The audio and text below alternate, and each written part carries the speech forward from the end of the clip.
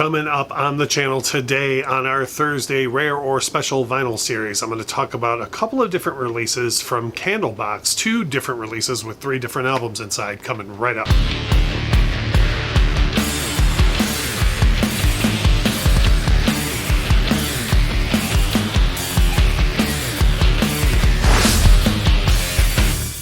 Hey, it's Ross from the Infectious Group Podcast and Vinyl Channel, and I always do a Thursday video about rare or special vinyl, and this one is kind of a twofer because one release that I'm going to share is rare and the other is special, and they both cover the same artist, and it's 2 releases over 3 albums.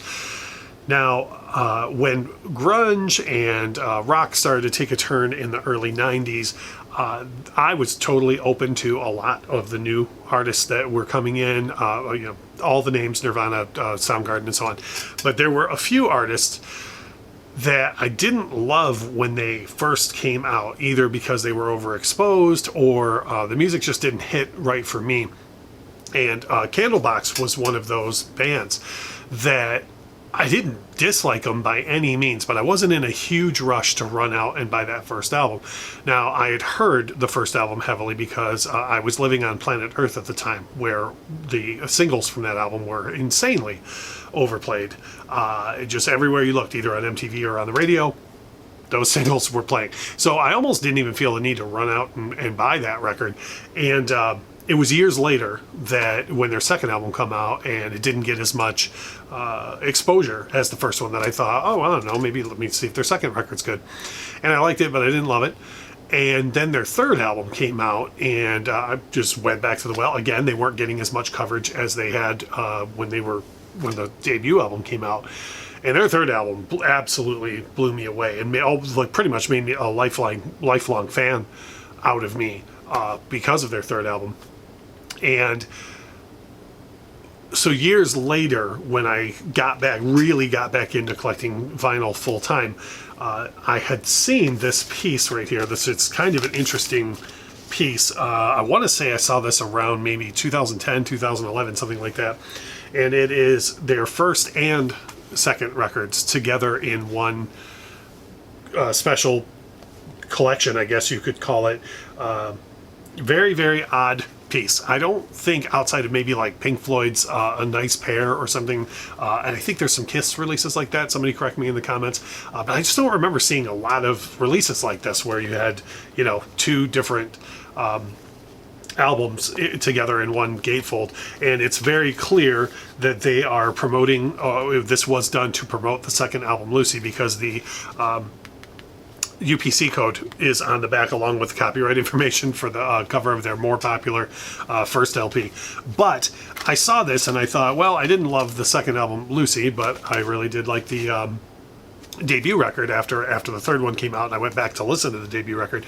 So I ended up picking this up on vinyl, and it's a decent pressing. I don't think a whole lot of time and energy was put into it, especially with the art direction, because of when it was released, and it does really seem like this was made more to promote the second LP, and it's almost like you're getting their first more popular LP as like a consolation prize for picking up the second LP. So in any case, even though I didn't love the second album, the marketing worked on me, and I said, well, heck, I'll pick that up just for the first album, and then I'll get the second one.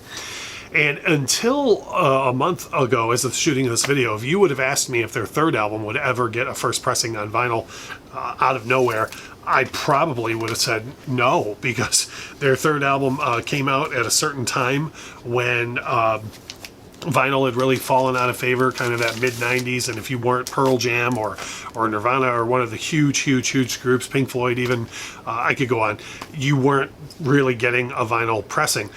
So their third album, Happy Pills, never received a first pressing back in the 90s, and this is why I love labels like Music on Vinyl that I've gone on about on this channel before.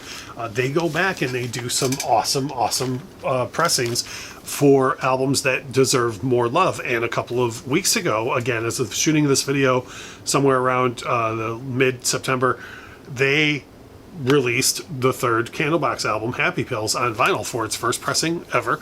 which I think is absolutely fantastic. This is a great album. They did a couple of cool things with the packaging, and if you've heard on the channel before, I've talked about I'm not really a huge person one way or the other about colored vinyl. I could take or leave it, but I do think they did a cool job with the gold vinyl. It's over 2 LPs. Both of them are on gold vinyl. No major inconsistencies in the coloring or anything. It just looks pretty cool.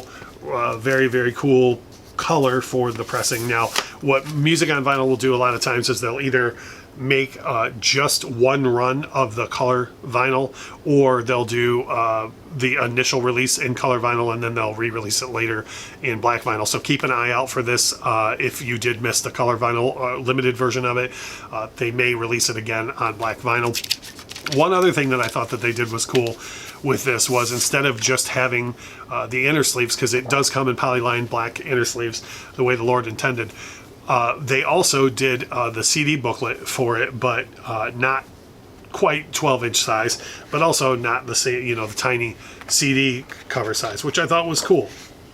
And for me, this is far and away the best Candlebox album that there is. I think the third one is just fantastic. They did just recently put out a new album here in 2021 that I actually haven't got a chance to listen to much yet.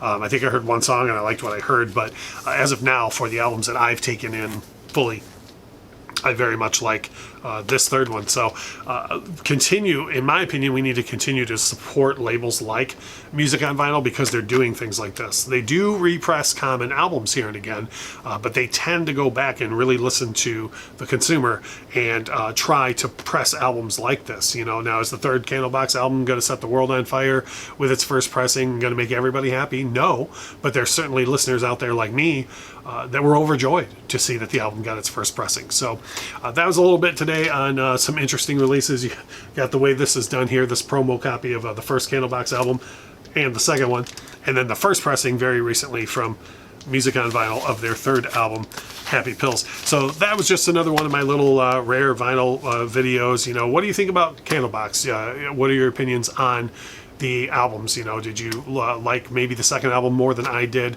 Are you surprised to see that Happy Pills came out on vinyl? What's some other rare albums that you would love to see on vinyl that have never, you know, maybe in the 90s never got their first pressing, and you'd love for us all to be able to gather together and tell Music on Vinyl about it? No matter what, please leave a comment below, because I love that type of discussion. And as always, thank you so much for watching.